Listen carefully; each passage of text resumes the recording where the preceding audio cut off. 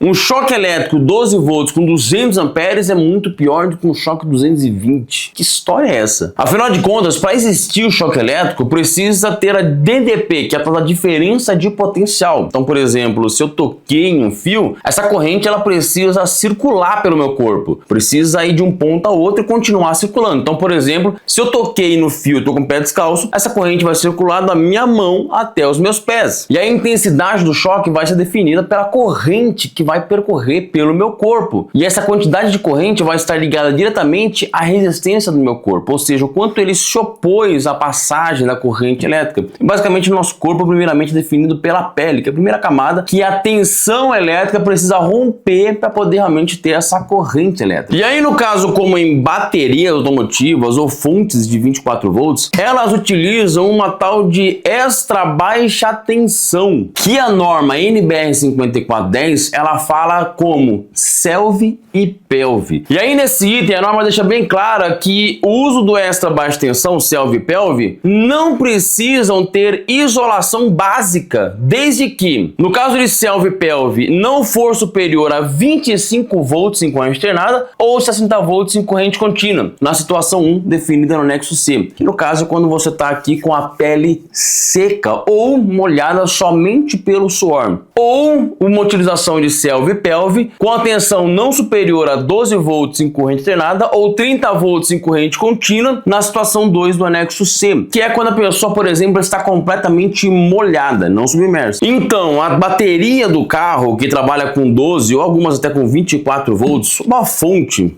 que trabalha com 24 volts, são tensões seguras que não proporcionam choque elétrico. Então não precisa de proteção contra o choque elétrico, contra contato. Porém, e essa história de 200 amperes em um circuito de 12 ou 24 volts? Que sim, pode ocorrer, como por exemplo, essa bateria desse carro é para 60 amperes, uma corrente muito alta. Mas essa corrente é que vai estar passando pelo circuito e não pelo seu corpo. E mesmo que você interrompa o circuito e faça parte dele agora, a corrente do circuito agora ela vai estar limitada à resistência do seu corpo. Então não vai ter mais aqueles 60, 100 ou 200 amperes para ocorrer o choque elétrico. E mesmo que o circuito estivesse passando aqui 100 amperes e eu tocasse nele, ainda assim, a corrente que iria percorrer pelo meu corpo continuaria limitada à resistência do meu corpo. Então, não tem risco de choque elétrico com extra baixa tensão, conforme a recomendação da norma. Porém, é importante lembrar que essa extra baixa tensão, apesar de não oferecer o risco do choque elétrico,